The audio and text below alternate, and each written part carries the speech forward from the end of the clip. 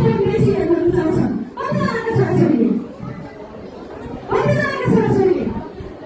सबै गाउँमा हात उठाउनु लाज भयो भने सबै अनि हजुरहरूले कतिजनालाई लाग्छ कि यो ज्यादै मोबाइल हेरेर हाम्रो अगाडि बिग्रिँदैछ जस्तो मात्र मलाई लाग्छ।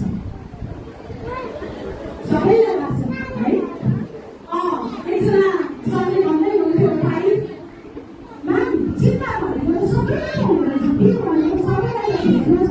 त्यो आइसिटीमा मात्र कस्तो धेरै टेन्सन रहेछ भन्दै गएर भन्नु मात्र पो नसकेका रहेछन् त है भन्ने ठाउँमा उहाँहरूलाई पनि के रहेछ क्या हो। त्यस्तै हामी अभिभावक पनि नअभिभावकले नभुलेर हाँस्न सकिन्छ हो।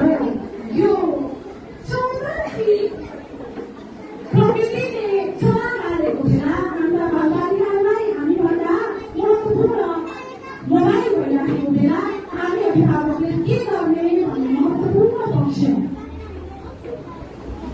यति बेला त हामी क्लास काममा जानुपर्छ भन्छौँ। त्यो शिक्षा त जरुरी थिएन नि, तपाईँहरूले ख्याल गर्नुहुन्छ। आजभन्दा लगभग 20 वर्ष अगाडि अभिभावक शिक्षा भन्ने कहीँ पनि थिएन। यो हामीले काठमाडौँ र पूर्वबाट सुरु गर्दै गर्दा पनि 68देखि सुरु गरेका हौँ बेसी सुरु गर्ने। 65देखि ज्यादै अगाडि भनेको त्यहाँभन्दा अगाडि हामीले अभिभावक शिक्षा जरुरी थिएन। त्यतिबेला जरुरी नहुनुको कारण प्रविधिको कमी हो, जातपातको व्यापकता थियो र अहिलेका हामी अभिभावकहरूलाई अभिभावक शिक्षा आवश्यक पर्नुको कारण कामलाई कम महत्त्व दिनु र प्रविधिलाई बेसी महत्त्व दिनु। र धेरै ठाउँमा म अभिभावकहरूसँग बस्दै गर्दा एउटै गुनासो अभिभावकको पक्षमा छोराछोरीलाई मोबाइल हेरेर बिग्रिहाल्ने भए कसरी सुधार्ने। शिक्षकहरू पनि भन्नुहुन्छ, शिक्षकहरू के भन्नुहुन्छ भने म्याम हरेक अभिभावकको यही गुनासो आउँछ कि नानीहरूले मोबाइल मात्र धेरै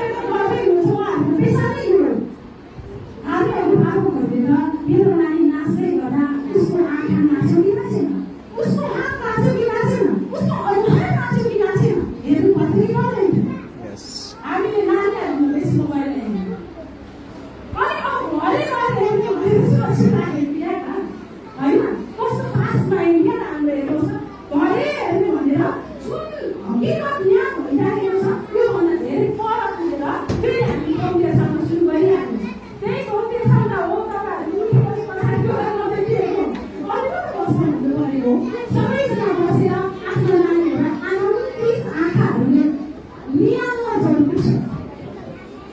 यो कामको जवाब गर्नुपर्छ है। क्लिपहरू हामीलाई चाहिन्छ। अनेक अभिभावकहरूसम्म हामी यो क्लिपहरू पुऱ्याउँछौँ भनेर उहाँहरूलाई बोलाइएको छ भने हामीलाई यति प्रिय भइसकेको छ। हरेक कुरा एक्सिडेन्टमा मान्छे उठाउन जानुहुन्न अगाडि चोरी सानो भएर भइरहेछ कि त्यो रेडी हुँदै छैन। यही कुरा हाम्रो घरमा पनि सिकियो भने मानवता हराउँछ र हराउँदैन। हामीले मानवता हराउँदाखेरि सन्तान जन्माएको हो। हामीले त मानवताले यो संसारलाई जीवित राख्ने छोराछोरी उठाउँदै होइन। अब त्यो जिम्मा शिक्षकको पनि हाम्रो हाम्रै हो। अब यदि हामीले यो जिम्मेवारी साँच्चै बुझ्न सक्यौँ भने त्यो दिनदेखि यस्ता अभिभावक शिक्षाको कार्यक्रम चाहिँदैन। जब जब हामी अभिभावकहरू आफैले आत्मअनुभूति गर्न थाल्छौँ त्यति बेला हामीलाई यस्ता अभिभावक शिक्षाहरू चाहिँदैन। ओके, 1